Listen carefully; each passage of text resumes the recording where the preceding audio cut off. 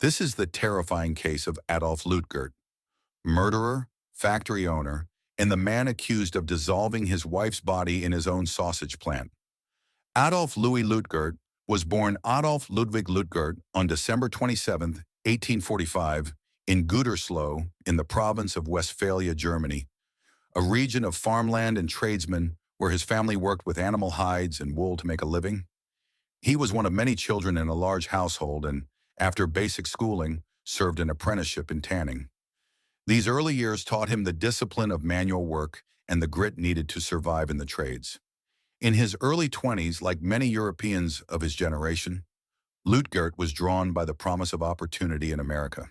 He arrived in the United States in the 1870s with little more than ambition and a willingness to work. After a period in New York, he made his way to Chicago, where the booming meatpacking and leather industries offered work for skilled laborers. Chicago in the late 19th century was a fertile ground for the ambitious. The city was rapidly industrializing and swelling with immigrant communities who brought their trades, cultures, and aspirations. Luetgert quickly found employment in tanneries before pivoting into business for himself.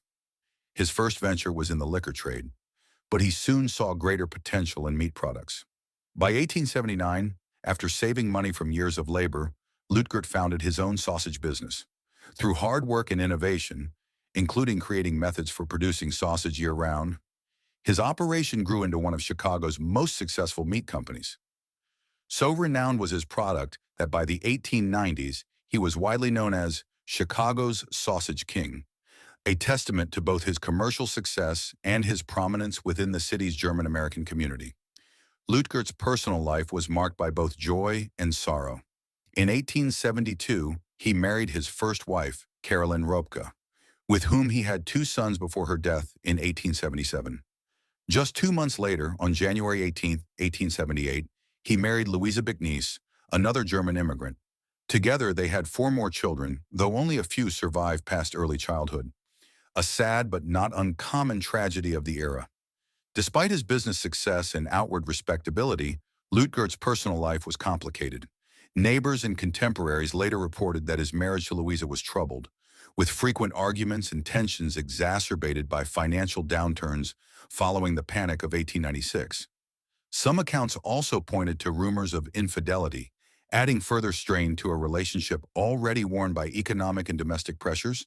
On the night of May 1, 1897, Louisa Luetgert was last seen in the kitchen of her Chicago home on Hermitage Avenue, speaking with her young son just after 10:30 p.m., a moment that would become the final credible sighting of her alive. Within hours, she vanished without explanation, leaving behind a household that would soon spiral into suspicion and fear.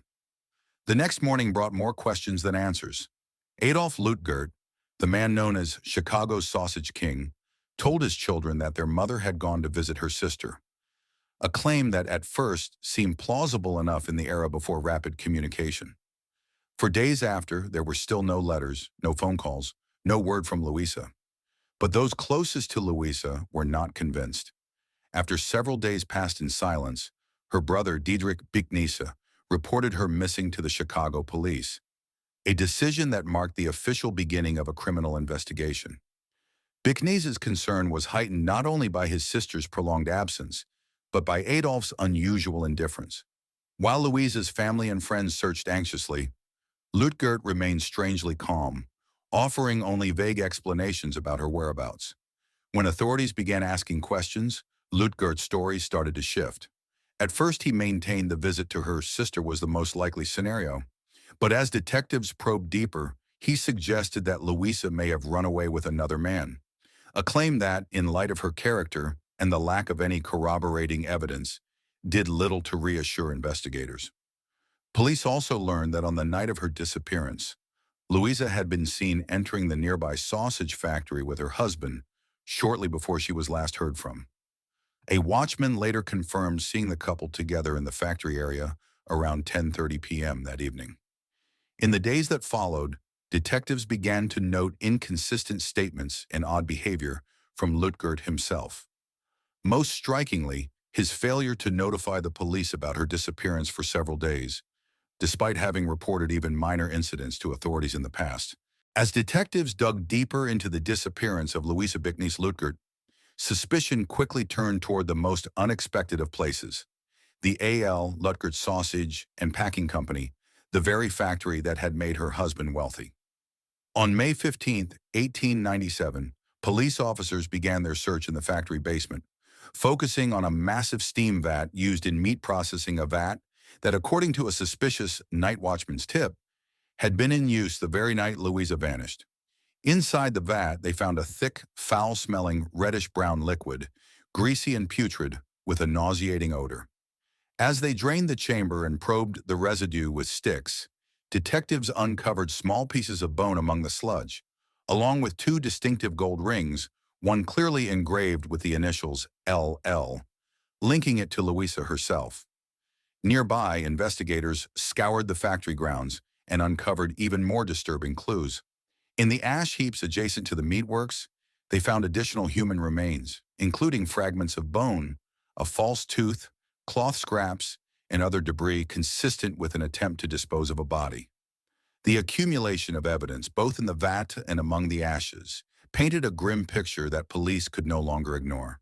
On May 7, 1897, Adolph Louis Luetgert was formally arrested and charged with the murder of his wife, Louisa Luetgert, in what reporters would soon call the sausage vat murder. News of the arrest spread quickly through Chicago's immigrant neighborhoods and industrial corridors. The city, already fascinated by tales of wealth, industry, and ambition, was now captivated by a story that seemed to blur the lines between factory grime and outright horror. Newspapers pounded the presses with sensational headlines, and each morning's edition brought fresh conjecture about what really happened to Louisa. Public reaction was immediate and visceral. Many Chicagoans reacted with horror and disbelief of respected businessman, a pillar of the German-American community, now accused of crushing his own wife's body in his factory's vats. The contrast between Luetgert's public success and the gruesome allegations made the case irresistible to the era's burgeoning mass media. Amidst the headlines, a particularly dark rumor began to spread, one that would become part of Chicago lore.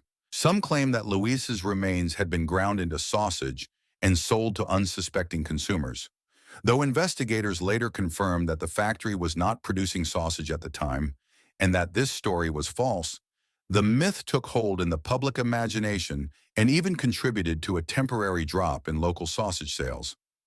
By August 1897, the prosecution's case against Adolph Luetgert had reached the Cook County Courthouse, where reporters, spectators, and curious onlookers packed the galleries to witness one of Chicago's most sensational legal dramas.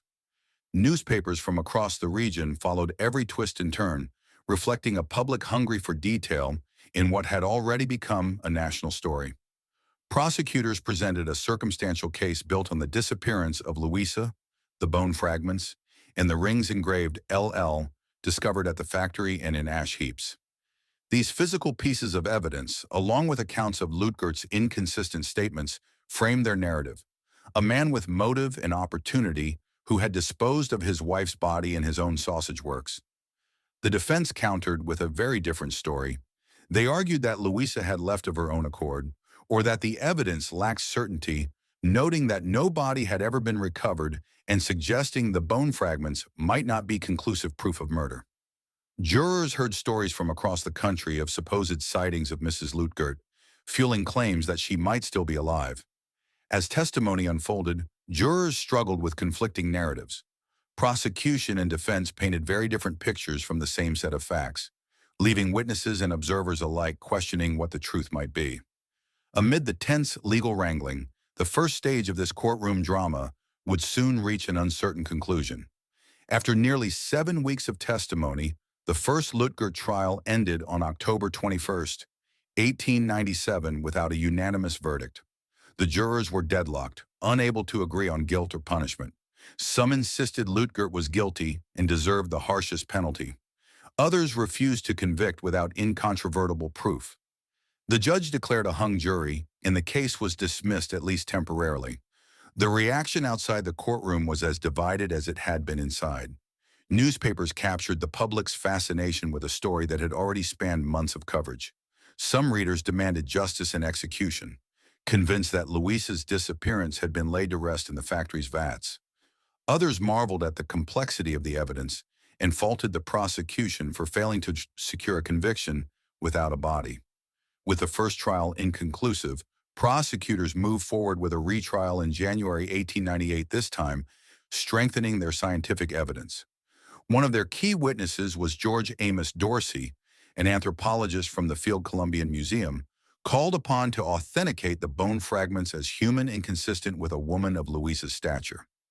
The defense strategy faltered as Luetgert took the stand in his own defense, an 18-and-a-half-hour testimony that many observers later described as unconvincing and damaging to his credibility.